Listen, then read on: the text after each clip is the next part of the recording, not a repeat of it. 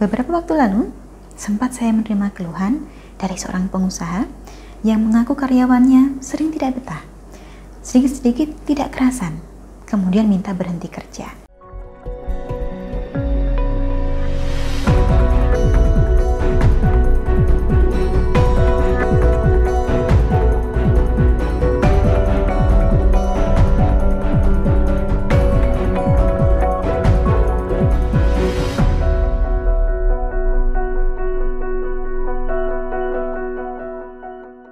Salam Rahayu, dengan Dewi Sundari di sini. Apa kabar Anda? Saya doakan semoga selalu sehat dan senantiasa diberikan kemudahan serta kelancaran dimanapun Anda berada. Beberapa waktu lalu, sempat saya menerima keluhan dari seorang pengusaha yang mengaku karyawannya sering tidak betah, sedikit-sedikit tidak kerasan, kemudian minta berhenti kerja. Otomatis hal semacam ini akan berimbas pada bisnisnya juga, karena sering gonta-ganti pegawai. Setiap ada pegawai baru harus mengajari lagi, dan hasil kerjanya pun tidak maksimal karena memang karyawannya tidak kerasan. Apa sebenarnya yang menyebabkan karyawan sering tidak betah? Mengapa sedikit-sedikit minta berhenti dan alasan yang diberikan pun seperti dibuat-buat saja? Termasuk dalam beberapa hal yang berpotensi menjadikan karyawan tidak kerasan adalah terbatasnya pertumbuhan di dalam perusahaan tersebut. Itu yang pertama. Namanya orang, kita pasti tidak ingin terus berada di posisi yang sama. Pasti menginginkan perubahan dan kesempatan yang lebih baik dan besar. Jika di dalam usaha atau perusahaan kita, kesempatan ini tidak ada, maka cepat atau lambat kita pasti akan kehilangan karyawan kita. Kemudian yang kedua, yang sering menjadikan karyawan tidak kerasan adalah karena merasa dibayar terlalu rendah. Karyawan pasti akan membandingkan antara penghasilannya sendiri dengan penghasilan rekan seprofesinya di tempat lain. Jika ternyata yang diterimanya ini lebih rendah atau bahkan terlalu rendah, maka karyawan akan merasa jasanya tidak seberapa dihargai.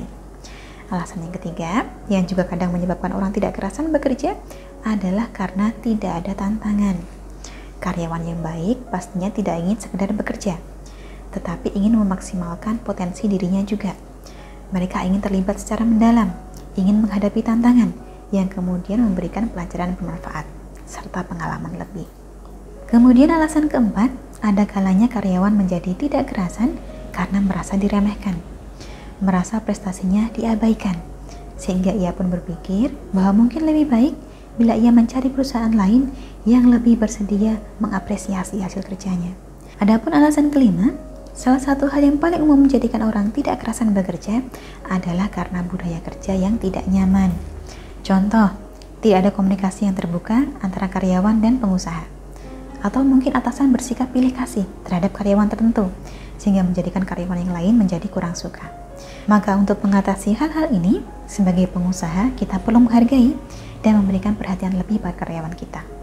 Gaji yang bersaing itu perlu. Keterbukaan itu juga penting. Sebab karyawan cenderung akan lebih loyal bila ia memahami seperti apa prospek pertumbuhan di dalam perusahaan tempatnya bekerja. Selain itu, bangunlah komunikasi yang baik dan nyaman. Kenali gelagat karyawan yang tidak bahagia dan temukan akar permasalahannya. Dengan begitu Anda bisa memberikan penawaran yang sesuai untuk menjaga agar karyawan tetap bertahan. Banyak orang berpikir bahwa mempertahankan karyawan itu gampang, karena semua orang butuh pekerjaan. Cari kerja sulit, masa iya disia-siakan? Tetapi kenyataannya, tidak jarang saya menerima pertanyaan dari mereka yang sering sekali kehilangan karyawan karena berbagai alasan. Dan untuk mengatasi hal tersebut, maka kurang lebihnya seperti yang baru saja saya sampaikan tadi. Sampai di sini saya cukupkan. Demikianlah sejumlah alasan yang menjadikan karyawan tidak kerasan dan cara mengatasinya. Semoga bermanfaat untuk Anda. Terima kasih banyak telah menyaksikan. Sampai jumpa di kesempatan selanjutnya dan salam Rahayu.